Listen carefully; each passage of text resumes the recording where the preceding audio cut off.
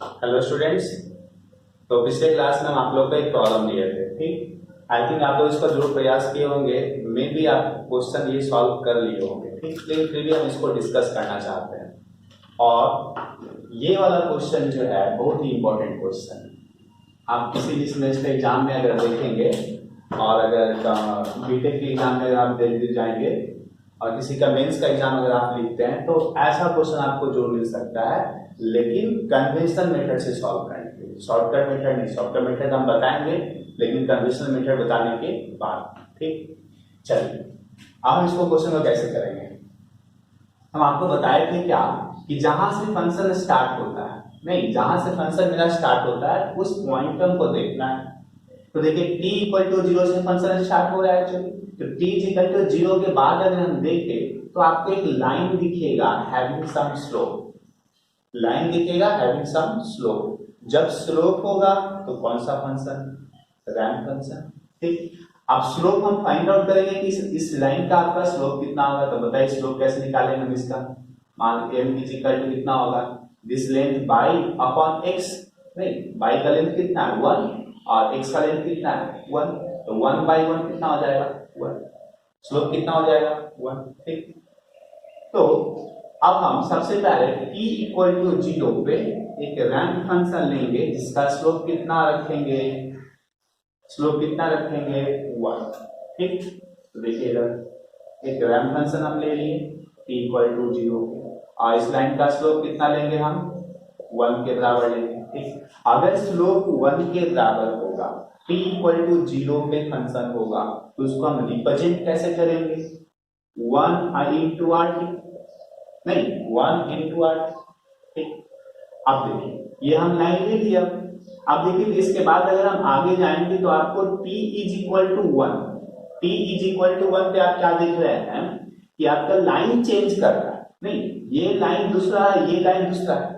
इस लाइन का slope different है, इस लाइन का स्लोप डिफरेंट है, दोनों का स्लोप एक दूसरे से क्या है डिफरेंट है, ठीक। तो आप t इक्वल टू 1 के बाद भी क्या देखेंगे कि आपको एक लाइन ही मिलेगा। t इक्वल टू 1 के बाद क्या मिलेगा आपको, लाइन मिलेगा।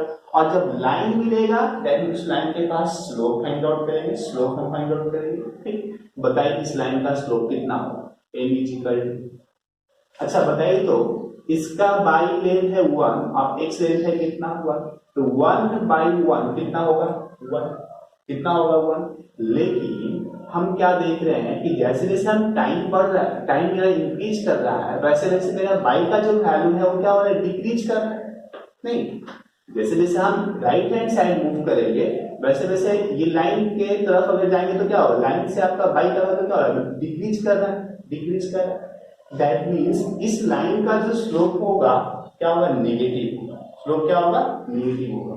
तब इसका वैल्यू कितना के बराबर लेंगे -1 के बराबर, कितना के बराबर लेंगे -1 के बराबर, ठीक।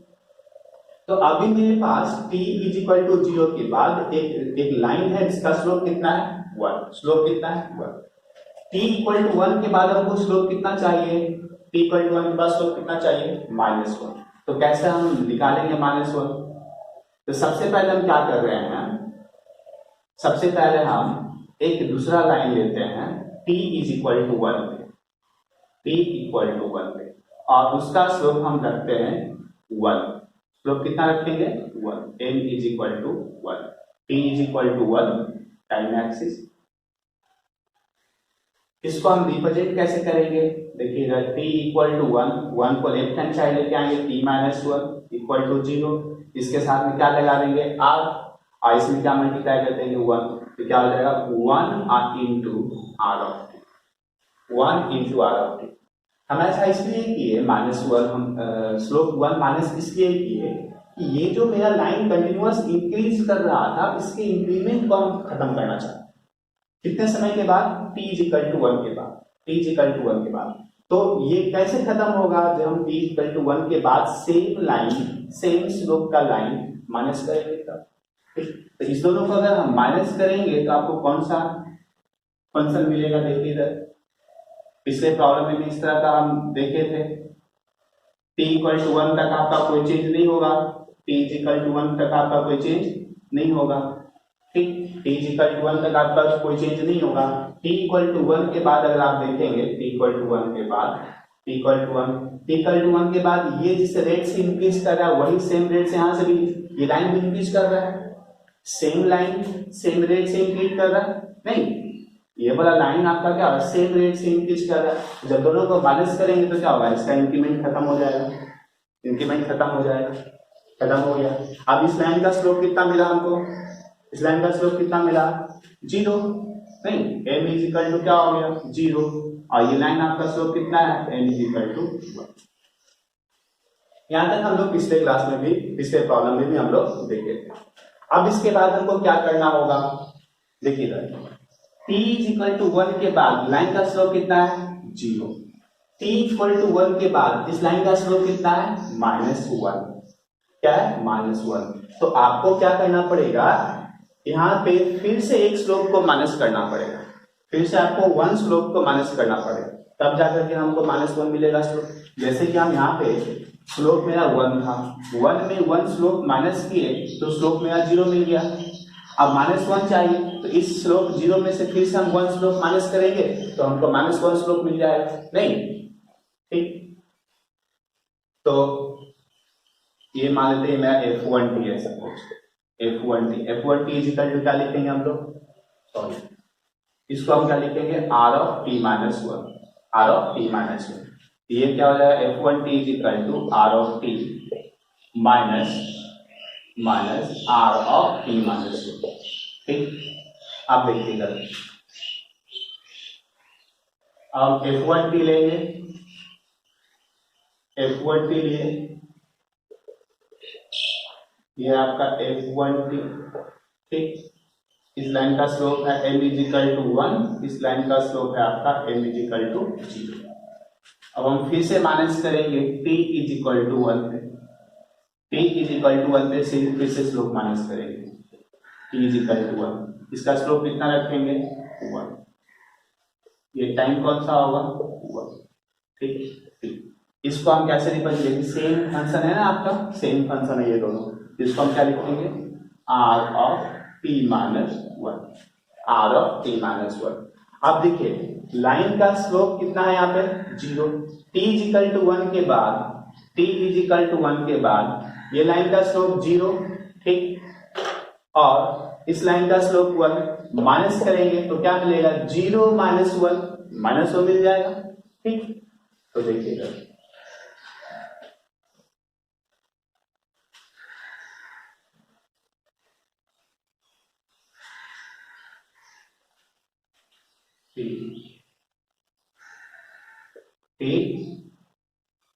दोनों को हम माइनस कर रहे हैं, माइनस करने के बाद हमको क्या मिलेगा देखिएगा, ये लाइन मेरा क्या था एक टाइम एक्सिस के पैरेलल था, अब हम इसमें माइनस कर रहे हैं, ये क्या कर रहे हैं माइनस कर रहे हैं, तब ये वैल्यू क्या होगा धीरे धीरे घटना स्टार्ट होगा, नहीं जैसे जैसे ये वैल्यू बढ़ते जाएगा उसको हम 1 से माइनस करेंगे, यहाँ पे वैल्यू कितना है 1, ये वैल्यू कितना होगा 1 से अगर माइनस करेंगे ये वाला लाइन तो क्या होगा इसका वैल्यू धीरे धीरे घटते जाएगा, कहां तक घटेगा जहां तक ये बढ़ेगा, नहीं। तो हम क्या लिख सकते हैं इसके बाद इस तरीके से तो ये मेरा क्या हो जाएगा, ये हो जाएगा f1t minus r of t minus 1 that is equal to मान लीजिए मेरा क्या f2, मेरा क्या f2, ठीक। ये आपका t इज इक्वल टू 1। अच्छा बताइए कि टाइम कौन सा होगा, ये टाइम कौन सा होगा, किस टाइम पे ये वैल्यू 0 होगा, देखिएगा यहाँ पे वैल्यू कितना है 1, यहाँ पे वैल्यू कितना है 1, ये वाला value t is equal to 1 के बाद मतलब t इज इक्वल टू 2 पे इसका वैल्यू कितना मिलेगा 1 मिलेगा, कितना मिलेगा 1 मिलेगा। अब इस 1 में से 1 माइनस करेंगे तो क्या आएगा 0, नहीं 1 में से 1 माइनस करेंगे तो क्या आएगा 0, that means t is equal to 2 पे, t इज इक्वल टू 2 पे ये वैल्यू क्या हो जाएगा 0 हो जाएगा, और ये लाइन आपका टाइम एक्सिस को इंटरसेक्ट करेगा, ठीक। यहाँ पे देखिए अगर आपको समझ में नहीं आ रहा तो आप रिपीट करके इसको देखेंगे, ठीक है, इस वीडियो को कहाँ पे आपको दिक्कत है, अगर कोई प्रॉब्लम हो रहा है फिर भी तो आप मुझे कमेंट करके जरूर बताएंगे कि सर हमको समझने में थोड़ा दिक्कत हो रहा है।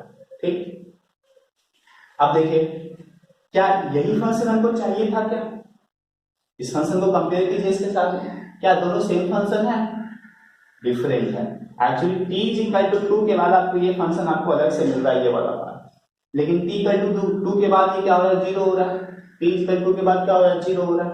तो आपको क्या करना पड़ेगा? इस वाले पार्ट को 0 करना पड़ेगा। ठीक, आप बताइए इस लाइन का स्लोप कितना है? m इज इक्वल टू -1, क्योंकि यहाँ पे भी लाइन का स्लोप कितना था? -1। नहीं, स्लोप 0 में से 1 माइनस करेंगे तो स्लोप कितना मिलेगा? -1। नहीं, तो इस लाइन का स्लोप कितना होगा? -1। अब क्या करना है? इसके स्लोप को खत्म करना है। ये जो डिक्रीज कर रहा है उसको हमको हटाना है। किसके बाद? कौन से समय के बाद? t इक्वल टू 2 के बाद। t इक्वल टू 2 के बाद तो क्या करेंगे? -1 स्लोप से हमको 0 स्लोप पे आना है, तो हम क्या करेंगे? 1 स्लोप को ऐड करेंगे कहां पे? t इक्वल टू 2 पे। नहीं, t इज इक्वल टू 2 पे 1 स्लोप जब हम ऐड करेंगे तब ये -1 और +1 मिलके क्या हो जाएगा? 0। ठीक, तो हम यहाँ पे ऐड कर रहे हैं plus t is equal to 2, t is equal to 2। ठीक, इसको रिप्रेजेंट कैसे करेंगे हम लोग? इस लाइन का स्लोप कितना है? m is equal to 1। इसको हम लिखेंगे 1 into r of t minus 2, 1 into r of t minus 2।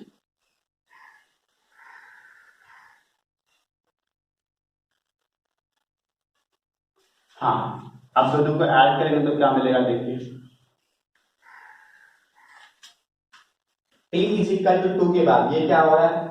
Decrease कर रहा है, और t इक्वल टू 2 के बाद ये क्या हो रहा है? इंक्रीज कर रहा है। ये जिस रेट से डिक्रीज कर रहा है उसी रेट से ये क्या हो रहा है? इंक्रीज कर रहा है। तो जब दोनों को सम करेंगे तो क्या होगा?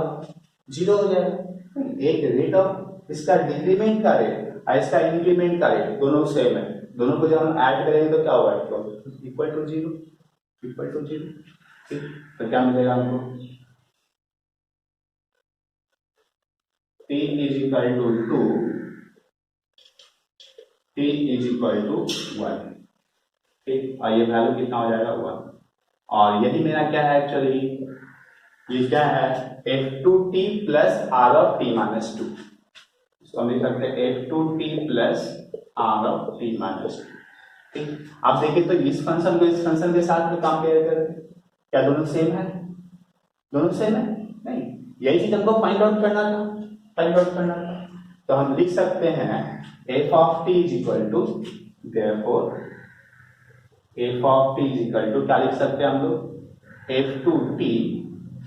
f2t plus r of t minus 2। और f2t मेरा क्या है? f1t minus r of t minus 1।